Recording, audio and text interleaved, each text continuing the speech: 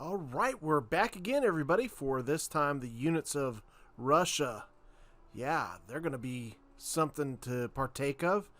And once again, this is David with Faramir's Rangers. Let's break it on down, shall we? Well, I hope you sure aren't going to try to tell us that Russia has some of the best units in the game, because we all know that's a bunch of BS. Oh, hey, it's Ranger Volscare here. Thanks for joining us, Ranger Volscare. Don't mention it. Somebody's got to keep you in line. Make sure that this doesn't get out of hand. Whoa, slow your roll there, man. We all know that Russia's got cool-looking units. They gotta be great. Oh, great. Who let Ranger Ding Dong in? Oh well, I better peace out before I get into some trouble with all this political correctness. I don't know, man. I can't wait to hear about all the cool units. Yeah. Let me just go ahead and start into the thing here. Yeah. Okay, Gordorsi Stelsi. I'll probably butcher that name, but yeah, this is your first basic unit you're gonna be able to recruit on the cheap. Melee attack is pretty good. Charge bonus is better, but their morale is absolutely atrocious. Yeah, and that's totally not a misprint. That is their morale. It's 3. So you're going to have to pair this unit up with a really good general to make use of this unit. But they can be pretty effective with Russia. Okay, so next up we're going to start talking about the Cossacks. This infantry unit is basically your militia unit playing as Russia with the 70 range, 30 accuracy, 20 reload. It's pretty good for militia. It's actually quite decent. Melee attack 7, charge bonus 8 is better than other militias, but the defense is less than other nations' militias. So you're going to have to use it on the attack if you're in melee versus other nations you use in defense. So next let's talk about the Russian line with the 70 range, 35 accuracy, which is 5 less than any other nation. It's pretty sad. 15 reload skill, which is the worst in the game. Your melee attack is really where it's at, 8, and the charge bonus of 13. The 8 attack is on par with France for the best, and the charge bonus is by far the best. Defense is not so great. Checking in with 11, it's 2 less than the average nation. So, yeah, there's that. At least their morale is decent. Alright, so talking about a real screw job, the Grenadiers really had it handed to them in this game. 70 accuracy, 40 accuracy, worst in the game for Grenadiers. 25 reload, worst in the game. Their melee attack is pretty good with 12. Their charge bonus 18 is the best. And their defense is the worst for any Grenadier. Morale of 8. So, yeah, they are a little bit cheaper than other nations' Grenadiers, but not by much. Yeah, sadly done there. I guess I'm required to talk about hand mortars. Yeah, Russia has those, the good old hand mortars, coming in with 70 range, 50 accuracy, 40 reload, but only 6 ammunition. That is pretty much what seals the deal for me. It's just too low on ammunition. They arc and shoot like a bow and arrow, so if a unit moves, you're going to miss them. So, but if they're a stationary unit, you're going to get some decent damage out of them. It does cause your enemies to move and scatter. Melee attack is 11. Charge bonus is 11. It's kind of crap. Let's just say crap. Yeah, it's not a unit I enjoy using too much. I think it's pretty much a waste, especially with only 60 men. Yeah, skip this unit.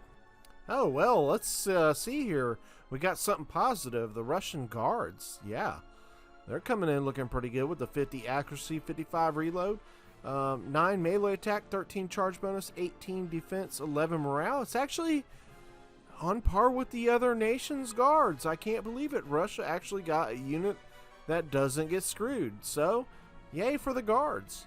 Go Russia. See, dude, I told you. Russia's got some great units. Just wait till we hear about their cav. You're gonna totally love them.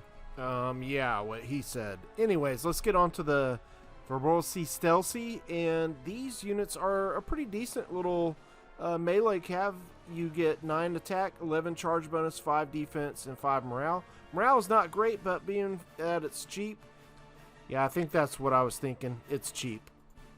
Alright, so let's get into their bow cav that they're going to have access to. Tartars and the Kalmyks, I mean, their stats are pretty much the same. Reload skill on the Tartars is a little bit better than what you get with the Kalmyks.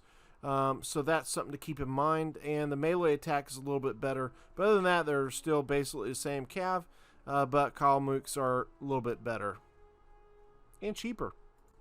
But more expensive and upkeep. Alright, so let's step up the quality of the cav a little bit more when you get to the Regia horse. 11 attack, 12 charge bonus, 8 defense, and 7. It's on par with the other nations of the game. And then you're going to get into a little bit more of a special unit that you'll have access to pretty quickly in the game, which is a Cossack Ataman Cav, which has a melee attack of 10, charge bonus of 14, 9 defense, and 8 morale. Really good morale, really good charge bonuses, and a pretty fast little cav to boot. Alright, now to talk about my favorite calves. The Cossack cav is going to be a mounted firing unit with 35% accuracy, where they can again shoot while mounted, which is very good, and 15 reload skill. They only get 10 ammunition, so it's on par with a Delhi cav. Charge bonus of 13, melee attack of 9, and defense of 7. The Dragoons, however, are going to be a unit that you have to dismount versus the Light Dragoons, which you can shoot while mounted.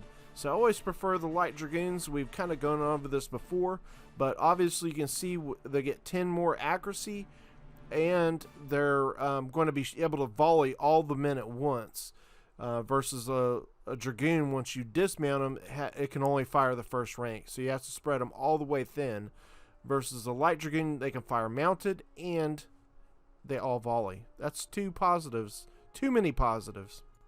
Alright, so let's get into the big cav, the heavy cav. The Cuirassiers have 17 attack, 15 charge bonus, 12 defense, 10 morale. Real good heavy cav, but again, thing to remember about heavy cav is they are slow moving, but when they get into the fight, they can pack a pretty mean punch.